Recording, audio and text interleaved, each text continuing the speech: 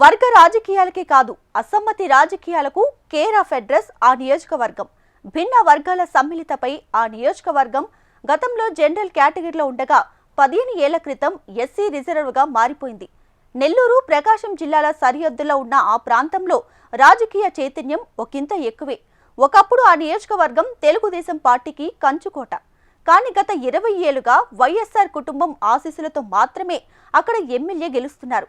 ఈ నేపథ్యంలో గత 20 ఏళ్లుగా ఒకే మాట ఒకే బాట అంటూ రాజకీయం చేసిన బావ బామ్మర్దులు ప్రస్తుతం కత్తులు దూసుకుంటున్నారట. వైసీపీలో ఆ ఇద్దరి మధ్య నెలకొన్న వైరం పార్టీ కార్యకర్తలకే కాదు అధిష్టానానికి తలనొప్పిగా మారిందట. రాబోయే రోజుల్లో బావమర్ది పార్టీ ఫిరాయిస్తున్నారనే ప్రచారం కూడా జోరుగా సాగుతుంది. ఆయనను టీడీపీలోకి లాగేందుకు ప్రయత్నాలు కూడా సాగుతున్నట్లు గుసగుసలు వినిపిస్తున్నాయి. ఇంతకీ ఆ నియోజకవర్గం ఏంటి, ఆ బావ బామ్మర్దులెవరు, ఈ స్టోరీలో చూద్దాం. ఉమ్మడి కడప జిల్లాలో త్వరగా విస్తరిస్తూ పెద్ద పట్టణంగా రూపుదిద్దుకుంటున్న ప్రాంతం బద్వేల్. 1999లో ఎన్నికల ప్రచారానికి వెళ్లిన అప్పటి ప్రతిపక్ష నేత రాజశేఖర్ రెడ్డిని బద్వేల్ నియోజకవర్గంలోని చిన్నపట్నంలో నిర్బంధించారు. రాజశేఖర్ రెడ్డి అధికారంలోకి వచ్చిన తర్వాత ఆ నియోజకవర్గం ఎస్సీ రిజర్వ్డ్గా మారిపోయింది. అప్పటి నుంచి బద్వేల్లో రాజకీయం పూర్తిగా మారిపోయింది. జనరల్కి ముందు తెలుగుదేశం హవా నడిచిన ఆ నియోజకవర్గంలో 2 సార్లు కాంగ్రెస్, మరో 2 సార్లు వైసీపీ అభ్యర్థులు గెలిచారు. అక్కడ ఎమ్మెల్యేలు దళితులైనా పెత్తనమంతా పెద్దరెడ్లదేనట. ఈ నేపథ్యంలో రాజకీయ పరిస్థితులు కూడా మారిపోయాయి. 2024 ఎన్నికల్లో ఆంధ్రప్రదేశ్ రాష్ట్ర వ్యాప్తంగా వైసీపీకి ఎదురుగాలి వీచిన బద్వేల్లో మాత్రం ఆ పార్టీ విజయ ఢంకా మోగించింది. ప్రస్తుతం వైసీపీ నుంచి డాక్టర్ సుధా ఎమ్మెల్యేగా ఉన్నారు. ఎమ్మెల్యే ఎవరైనా పెత్తనమంతా ఆ పార్టీ ఇన్ఛార్జిగా ఎమ్మెల్సీ గోవిందరెడ్డిదే. అయితే నియోజకవర్గంలో పట్టున్న నాయకుడు మాత్రం గోవిందరెడ్డి బావమరిది విశ్వనాథరెడ్డి. ఆయన కూడా వైసీపీలో క్రియాశీలకంగా ఉన్నారు. గతేడాది క్రితం వరకు ఇద్దరూ ఒకరికొకరు కలిసిమెలిసి పార్టీ బలోపేతానికి పనిచేశారు. 2024 ఎన్నికల ముందు నుంచి బావ దేవసాని గోవిందరెడ్డికి, ఆయన బావమరిది విశ్వనాథరెడ్డికి మధ్య పెద్ద ఎత్తున విభేదాలు కొనసాగుతున్నాయట. వీరి పోరు ఎంతవరకంటే ఈ నియోజకవర్గంలో పార్టీకి ఎవరో ఒకరు మాత్రమే పార్టీ బాధ్యునిగా ఉండాలనే స్థాయికి వెళ్లిందట. వీరి మధ్య గొడవను ఎంపీ అవినాష్ రెడ్డి, సలహాదారు సజ్జల రామకృష్ణారెడ్డి లాంటి వారు పరిష్కరించాలని చూసినా అది జరగలేదట. ఇటీవల జరిగిన నియోజకవర్గ వైసీపీ సర్వసభ్య సమావేశానికి తనకు పిలుపు లేదని అదనపు ఇన్ఛార్జిగా వ్యవహరిస్తున్న విశ్వనాథరెడ్డి, ఆయన అనుచరవర్గం మీటింగ్కి దూరంగా ఉన్నారు. వాస్తవానికి యువకుడైన విశ్వనాథరెడ్డికి కలసపాడు, పోరుమామిళ్ల, కాశీనాయన, బీకోడూరు మండలాల్లో పట్టుంది. స్థానికంగా ఉంటున్న నేతలు, కార్యకర్తలతో సన్నిహిత సంబంధాలున్నాయి. అంతేకాదు అధికారికంగా బావ ఇన్ఛార్జి అయిన పార్టీని ముందుకు నడిపించడంలో, పార్టీ కోసం ఖర్చు చేయటంలో ముందుంటారని చాలామంది నేతలు చెప్తుంటారు. ప్రస్తుతం 2వ దఫా ఎమ్మెల్సీగా ఉంటున్న గోవిందరెడ్డి రాజకీయాల్లోకి రాకముందు నుంచి విశ్వనాథరెడ్డి డాక్టర్ వైఎస్ఆర్కు ముఖ్య అనుచరుడిగా ఉండేవారు. అప్పట్లో గోవిందరెడ్డి తెలంగాణ జోన్లో అదనపు ట్రాన్స్పోర్ట్ కమిషనర్గా చేసేవారు. ఉద్యోగానికి రాజీనామా చేసి 2004 ఎన్నికల్లో బద్వేల్ నుంచి కాంగ్రెస్ పార్టీ తరపున ఎమ్మెల్యేగా గెలుపొందారు. అప్పట్లో ఆయన రాజకీయ రంగ ప్రవేశానికి, గెలుపుకు సైతం యువకుడైన విశ్వనాథరెడ్డి కీలకమైన పాత్ర పోషించారని ఆయన వర్గీయులే చెప్తారు. ఆ తర్వాత జరిగిన పరిణామాల నేపథ్యంలో బద్వేలు ఎస్సీ రిజర్వ్డ్ స్థానంగా మారిపోవటం, వైఎస్ఆర్ మృతి చెందటం, జగన్మోహన్ రెడ్డి పార్టీ పెట్టడం, ఇలా ఎన్నో మార్పులు చకచకా జరిగిపోయాయి. అయినప్పటికీ బావా బావమర్దులు ఒకే గొడుగు కింద రాజకీయం చేస్తూ వచ్చారు. 2024లో జరిగిన ఎన్నికల్లో డాక్టర్ వెంకట సుబ్బయ్య బద్వేల్ నుంచి పోటీ చేసి గెలుపొందారు.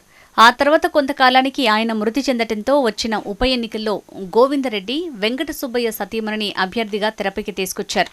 అయితే విశ్వనాథరెడ్డి మాత్రం వైసీపీ ఎమ్మెల్యే అభ్యర్థిగా ఒక పేరును వైసీపీ అధిష్టానానికి సూచించారట. అయితే విశ్వనాథరెడ్డి పేరు చెప్పిన వ్యక్తికి టికెట్ ఇస్తే పార్టీలో పట్టు తగ్గుతుందనే ఉద్దేశంతో గోవిందరెడ్డి అనుకున్నారట. అంతేకాదు వైసీపీ అధికారంలో ఉన్న సమయంలో విశ్వనాథరెడ్డికి బదులుగా కొందరు నాయకులకు పెత్తనం కట్టబెట్టి చెక్ పెట్టే ప్రయత్నం చేశారట. అప్పటి నుంచి బావా బామర్దుల మధ్య అగాధం పెద్దదైందట. ఈ వివాదాన్ని గుర్తించిన అధిష్టానం పార్టీ ఇన్ఛార్జిగా ఉన్న గోవిందరెడ్డితో పాటు విశ్వనాథరెడ్డిని అదనపు సమన్వయకర్తగా నియమించింది. దాంతో సమస్య తాత్కాలికంగా సద్దుమణిగింది. డాక్టర్ సుధా ఎమ్మెల్యేగా గెలుపొందారు. ఆ తర్వాత జరిగిన పలు కార్యక్రమాల్లో ఇద్దరు నేతలకు మరింత దూరం పెరిగిందట.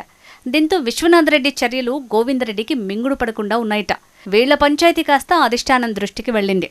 దీంతో పార్టీ అధినేత జగన్ సమస్యను పరిష్కరించారని కడప ఎంపీ అవినాష్ రెడ్డి, జిల్లా అధ్యక్షుడు రవీంద్రనాథ్ రెడ్డిని పురమాయించారట. అయితే విశ్వనాథ్ రెడ్డి మాత్రం తాను పార్టీ కోసం పనిచేస్తున్నానని, ఎలాంటి పదవులు ఆశించటం లేదని వాళ్ల దగ్గర చెప్పుకున్నారట. అంతేకాదు గోవిందరెడ్డికి 2 సార్లు ఎమ్మెల్సీ పదవి ఇచ్చారని, ఆయన కుమారుడికి రాష్ట్ర విద్యార్థి విభాగంలో కీలక పదవి, ఆయన అనుచరులకే ఎంపీ నిధులు కేటాయించినా తాను పల్లెత్తు మాట కూడా ఎక్కడా ప్రస్తావించలేదని చెప్పుకొచ్చారట. నియోజకవర్గంలో అంతా తానై వ్యవహరిస్తూ వస్తున్న తనపై ఎందుకు ఫిర్యాదులు చేస్తున్నారో చెప్పాలని పెద్ద మనుషుల ముందు విశ్వనాథ్ రెడ్డి మొరపెట్టుకున్నారట. అయితే పార్టీలో పట్టు కలిగిన నేతగా విశ్వనాథ్ రెడ్డికి నియోజకవర్గంలో గుర్తింపు ఉన్నా ఆయనను అధిష్టానం కూడా చిన్నచూపు చూస్తోందన్న వాదనలు లేకపోలేదు. 2004 నుంచి జరిగిన ప్రతి ఎన్నికల్లో విశ్వనాథ్ రెడ్డి కీలక పాత్ర పోషించారట. ఈ విషయం వైసీపీ అధినేత జగన్కు సైతం తెలుసట. పదవులు, పనులు అన్నీ గోవిందరెడ్డి వర్గమే చక్కబెట్టుకుంటున్నా ఇంకా తమ నేతపై అధిష్టానానికి పదే పదే ఫిర్యాదులు చేయటం ఎమ్మెల్సీ గోవిందరెడ్డికి తగదంటున్నారు విశ్వనాథ్ రెడ్డి వర్గీయులు. ఇలా బద్వేలు వైసీపీలో నిత్యం ఏదో ఒక రకమైన గొడవలు ఇటీవల పెరిగిపోయాయట. ఈ క్రమంలో ఎమ్మెల్సీ గోవిందరెడ్డి ఇటీవలే హైదరాబాద్లో కేంద్ర మంత్రి, బీజేపీ సీనియర్ నాయకుడు కిషన్ రెడ్డిని కలవటం హాట్ టాపిక్గా మారింది. ఈ విషయం అధిష్టానం దృష్టికి కూడా వెళ్లడంతో గోవిందరెడ్డి వివరణ ఇచ్చుకున్నారు. కాశీనాయన క్షేత్రానికి సంబంధించి అటవీ భూముల అంశంపై కిషన్ రెడ్డిని కలిశారని ఆయన చెప్పుకొచ్చారు. అయితే అప్పటికే కాశీనాయన క్షేత్రం విషయంలో టీడీపీ జాతీయ ప్రధాన కార్యదర్శి, రాష్ట్ర మంత్రి నారా లోకేష్ స్వయంగా రంగంలోకి దిగారు. సమస్యను సొంత నిధులతో పరిష్కరించారు. ఇక అక్కడ కొత్తగా గోవిందరెడ్డి చేసేదేముందని వైరి వర్గాల అభిప్రాయం. పార్టీలో అన్నీ తానై వ్యవహరిస్తూ వస్తున్న గోవిందరెడ్డికి ఎక్కడో ఓ మూల అభద్రతా భావం వెంటాడుతూ వస్తోందట. అందుకే ఆయన బీజేపీ నేతలతో టచ్లోకి వెళ్లారని రాజకీయ విశ్లేషకుల వాదన. అయితే వైసీపీలో ఆయనకు ప్రాధాన్యత ఉందని, అలాంటప్పుడు ఇతర పార్టీలోకి ఎందుకు వెళ్తారని మరికొందరు నేతలు ఎదురు ప్రశ్నిస్తున్నారట. ప్రస్తుతానికి వైసీపీ అధిష్టానం గోవిందరెడ్డికి ప్రాధాన్యతనిస్తున్నా భవిష్యత్తులోనైనా తమకు పెద్దపీట వేస్తుందన్న ధీమాతో విశ్వనాథ్ రెడ్డి వర్గం ఆశగా ఉందట.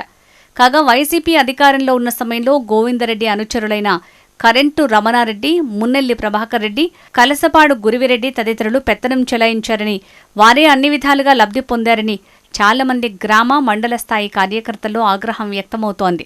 వారంతా విశ్వనాథ్ రెడ్డి వర్గంలో చేరిపోతున్నారట. ఎన్నికల ముందు రాష్ట్రంలో ఎక్కడా లేని విధంగా విశ్వనాథ్ రెడ్డికి అదనపు ఇన్ఛార్జిగా పదవి కట్టబెట్టి గౌరవించాలని, విశ్వనాథ్ రెడ్డికి ఏమాత్రం ప్రాధాన్యత తగ్గలేదని వైసీపీ అభిమానులు కొందరు చెప్పుకుంటున్నారు. కాగా గత కొంతకాలంగా టీడీపీ పొలిట్ బ్యూరో సభ్యుడు శ్రీనివాసులు రెడ్డికి సన్నిహితంగా ఉంటూ ఆయన వద్ద సబ్ కాంట్రాక్టులు చేస్తున్నారని కొందరు వైసీపీ నేతలు చెప్తున్నారు. ఒకవేళ టీడీపీలోకి వెళ్లినా ప్రస్తుతం బద్వేలు ఇన్ఛార్జిగా ఉన్న రితేష్ రెడ్డిని కాదని ఆ పార్టీ విశ్వనాథ్ రెడ్డికి ప్రాధాన్యత ఇస్తుందా అన్న అనుమానాలను కూడా వ్యక్తం చేస్తున్నారట. 2029 ఎన్నికల నాటికి నియోజకవర్గాన్ని జనరల్ కేటగిరీలోకి చేరిస్తే బీజేపీ తరపునైనా పొత్తులో భాగంగా విశ్వనాథ్ రెడ్డి ఎన్నికల బరిలో నిలబడతారని కూడా ప్రచారంలో ఉంది. ఇదిలా ఉంటే గోవిందరెడ్డికి ఇప్పటికే కొన్ని అనారోగ్య సమస్యలు ఇబ్బందులు పెడుతున్నాయట. వయసు పైబడిన దృష్ట్యా తన రాజకీయ వారసత్వాన్ని కొడుకు అప్పగించాలని భావిస్తున్నారట. కాకపోతే డాక్టర్ వైఎస్ రాజశేఖర రెడ్డి జమానాలోనే వైఎస్ కుటుంబానికి విధేయుడిగా ఉన్న విశ్వనాథ్ రెడ్డి మాత్రం అన్ని కోణాల్లో భవిష్యత్తుకు మార్గాలను వెతికే పనిలో బిజీగా ఉన్నారన్న టాక్ ఉంది. అన్నింటికీ సమాధానంగా రాబోయే స్థానిక సంస్థల్లో తన బలమేంటో తెలియజెప్తారని అంటున్నారట. ఏదేమైనా బద్వేలు వైసీపీ రాజకీయాల్లో బావమరుతుల వార్ ఆ పార్టీకి ఏ మేరకు నష్టం తీసుకొస్తుందోనన్న చర్చ రాజకీయ వర్గాల్లో జోరందుకుంది. ఉప్పు నిప్పులా మారిన ఈ బావమరుదుల్లో ఎవరు సొంత పార్టీలో ఉంటారో, ఎవరు పార్టీ మారుతారో చూడాలి మరి.